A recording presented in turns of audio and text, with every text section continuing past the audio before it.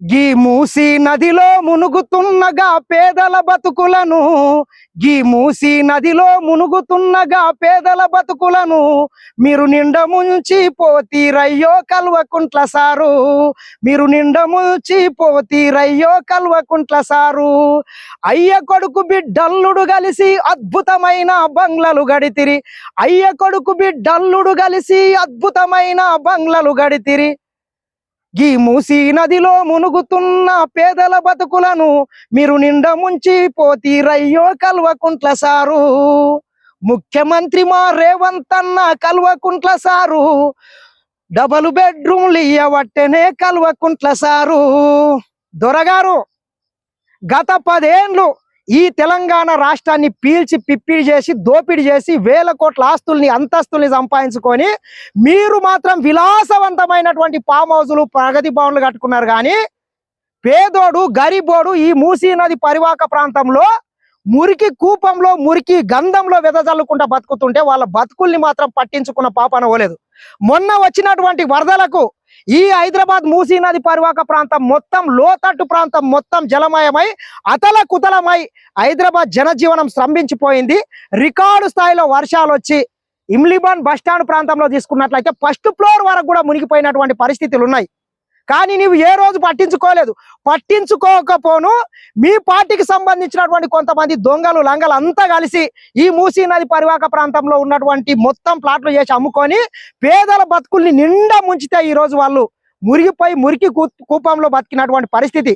కానీ ముఖ్యమంత్రి రేవంత్ రెడ్డి గారు ఈ మూసీ నది పరివాహక ప్రాంతాన్ని సర్వాంగ సుందరంగా తీర్చిదిద్ది గండిపేట నుంచి గాంధీ సరోవర్ అనేటటువంటి ప్రాజెక్టు తీసుకొని బాపుఘట్ వరకు ప్రపంచ స్థాయి ప్రమాణాలతో అభివృద్ధి చేయడంతో పాటు ప్రపంచ స్థాయి పెట్టుబడులను ఆకర్షించాలి, పర్యాటక రంగాన్ని అభివృద్ధి చేయాలని చెప్పి ఈరోజు దాదాపు 7 నుంచి 10,000 కోట్లను వెచ్చించి ఒక విశ్వ నగరంగా ఈ హైదరాబాద్ మహానగరాన్ని అభివృద్ధి చేయడానికి ఈరోజు ముఖ్యమంత్రి ప్రణాళికలు చేస్తుంటే సిగ్గు శరం లేకుండా పోయి అభివృద్ధిని స్వాగతించాల్సింది పోయి కాళ్ళ కట్టెలు పెట్టి అడ్డుకునే ప్రయత్నం చేస్తున్నారంటే ఇంతకన్నా దుర్మార్గం ఏముండదు. సర్వనాశనం అయిపోతారు. అభివృద్ధిని అడ్డుకుంటే పురుగులు పడిపోతారు. ఇదే మూసీ నది శాపం తలిగిపోతుంది మీకు. కాబట్టి మీకు శాతనైతే ఏమన్నా సలహాలు సూచనలు ఉంటే ఇవ్వండి, కానీ అభివృద్ధిని అడ్డుకునే ప్రయత్నం చేయకండి. ఈ రోజు హైదరాబాద్ అంటే చిన్న సన్న నగరం కాదు, 1 కోటికి పైగా జనాభా నివసిస్తున్నారు. ప్రపంచ స్థాయి పెట్టుబడులు వస్తున్నాయి. అంతర్జాతీయ స్థాయిలో మౌలిక వసతులు కల్పించాలి. ఈ ప్రాంతాన్ని మొత్తం సర్వాంగ సుందరంగా తీర్చిదిద్దాలి. అదే విధంగా పెట్టుబడులను ఆకర్షించినట్లయితే ప్రపంచ స్థాయి నగరంగా హైదరాబాదు అభివృద్ధి అయ్యే అవకాశం ఉన్నది. ఒక సింగపూరు, మలేషియా, టోక్యో, న్యూయార్క్ నగరాలను తలదన్నే విధంగా ఈ నది పరివాహక ప్రాంతాన్ని సర్వాంగ సుందరంగా తీర్చిదిద్దడానికి ప్రణాళికలు చేస్తున్నాడు. గోదావరి నీటిని తీసుకొని వచ్చి మూసీ నదిని ప్రక్షాళన చేస్తానంటున్నాడు.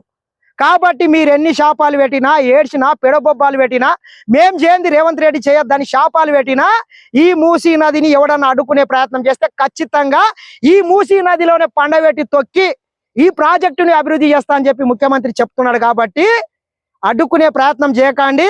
ఖచ్చితంగా మూసీ నది ఒక విశ్వ నగరంగా మారాలంటే ఖచ్చితంగా ఈ ప్రాంతాన్ని మొత్తం అభివృద్ధి చేయడానికి ఆస్కారం ఉంది. చూడండి ఒకసారి మనం తీసుకున్నట్లయితే ఆకాశ అర్మాలకు అక్కడ చూపించి ఒకసారి చూడండి. ఒకసారి 30-40 ఫ్లోర్లతోని కలకలలాడుతున్నది అక్కడ ఒకసారి మనం బిల్డింగ్ చూసినట్లయితే. కాబట్టి ఇటువంటివి ఎన్నో బిల్డింగ్లు వస్తాయి. ఈ ప్రాంతం మొత్తం పర్యాటక రంగాన్ని తలదన్నే విధంగా అభివృద్ధి చెందుతుంది. కాబట్టి దీన్ని అడ్డుకునే ప్రయత్నం చేయొద్దని మరొకసారి హెచ్చరిస్తున్నా. ఎవడు అడ్డుకున్నా ఎన్ని చేసినా ఖచ్చితంగా మూసీ నది ఈ గండిపేట నుంచి బాపుఘట్ వరకు ఖచ్చితంగా సర్వాంగ సుందరంగా అభివృద్ధి కాబోతున్నది. ఆగస్టు 20 తారీఖు నుంచి యుద్ధ ప్రాతిపాదికన పనులు కూడా స్టార్ట్ కాబోతున్నాయి. ఏది ఏమైనా ముఖ్యమంత్రి రేవంత్ రెడ్డి గారికి మరొకసారి ధన్యవాదాలు.